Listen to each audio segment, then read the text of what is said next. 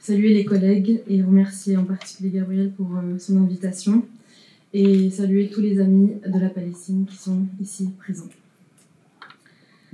Je suis invitée à conclure donc ce colloque, tâche périlleuse, sur un sujet que nous ne verrons probablement pas résolu de notre vivant. Pour le bien de cette conclusion, je me suis pour la première fois replongée dans toutes les images que j'ai frénétiquement enregistrées jour après jour depuis octobre 2023, comme autant de preuves d'un génocide à venir auquel je sentais que nous allions devoir consentir. Et je n'ai pas versé de larmes. Quelque chose s'est anesthésié et paralysé en nous.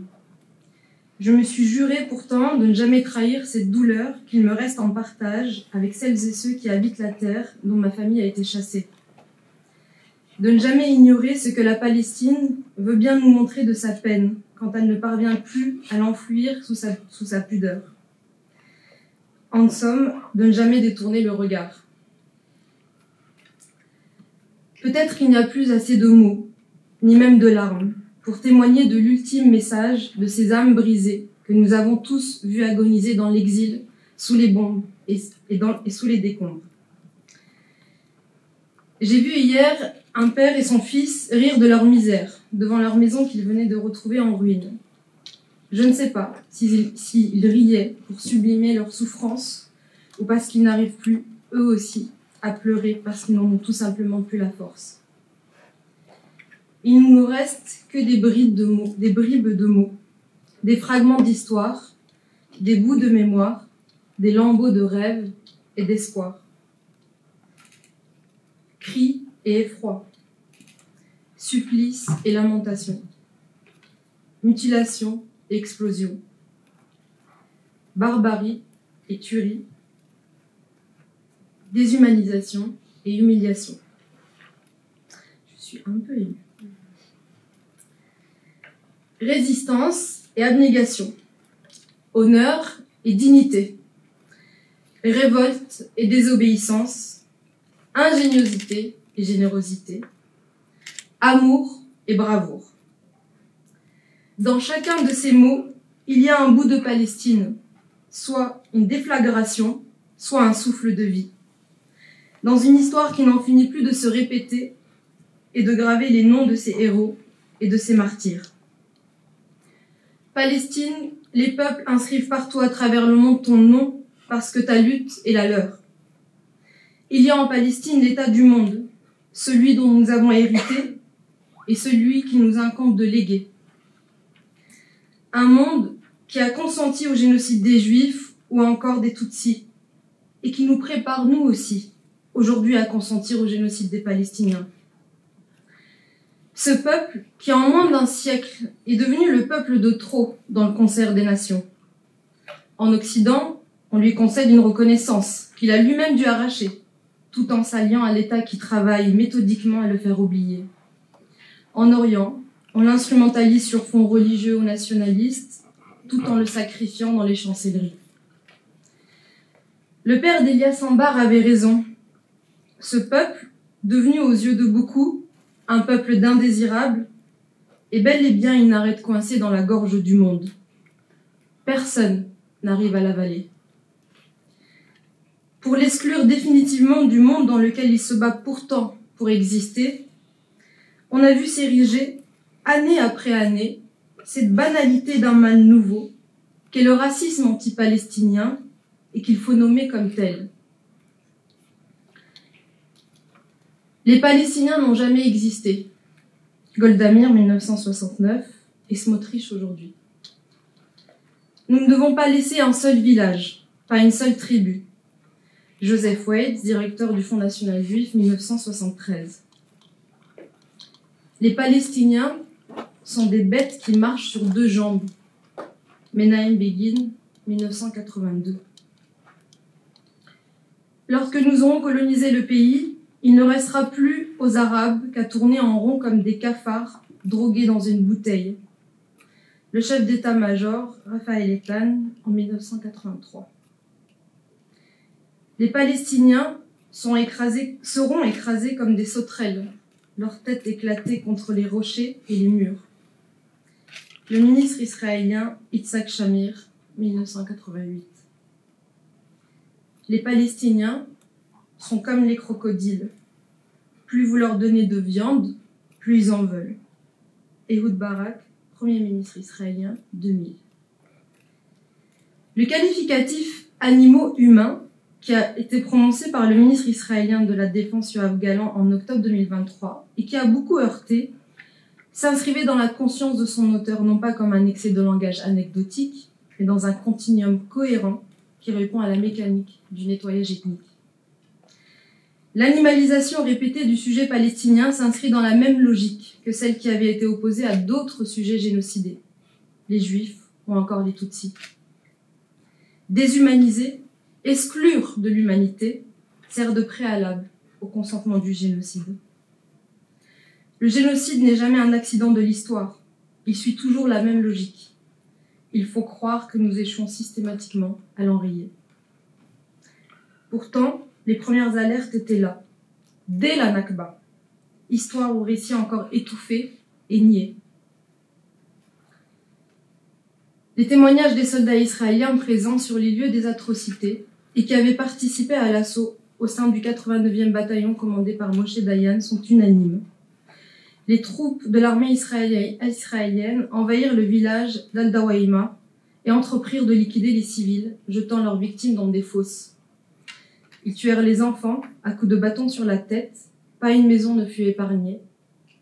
Les survivants furent alors enfermés dans des maisons, sans eau ni nourriture, alors que le village était rasé. Un commandant ordonna à un sapeur de mettre 2 vieilles femmes dans une des maisons et fit sauter la maison avec les 2 femmes.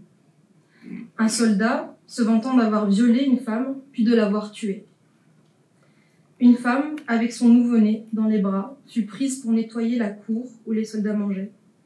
Elle travailla 1 jour ou 2, puis ils la tuèrent avec son bébé. Plusieurs documents attestent que ces atrocités furent commises dans le village et aux alentours, y compris dans la mosquée, dans une grotte voisine, qu'on avait fait sauter des maisons dans lesquelles des vieillards avaient été enfermés et qu'il y avait eu plusieurs cas de viol suivis d'assassinats. À chaque fois que je relis ce récit de la Nakba, j'y vois quelque chose qui aurait pu prédire ce qui allait arriver à Gaza et ce qui arrivera très probablement à la Cisjordanie. Une Nakba continue. Non, ce ne sont pas de simples séquences d'un conflit, séparées les unes des autres, mais un processus qui est continu, qui a débuté en 1948 et qui ne s'est jamais arrêté. La Palestine est également une fenêtre sur nous-mêmes. Elle nous inscrit, qu'on le veuille ou non, dans le cours de l'histoire. Que l'on se taise ou que l'on se lève, on participe à ce qui est en train de s'écrire, ici et là-bas. Elle nous a secoués, révélés et même réveillés.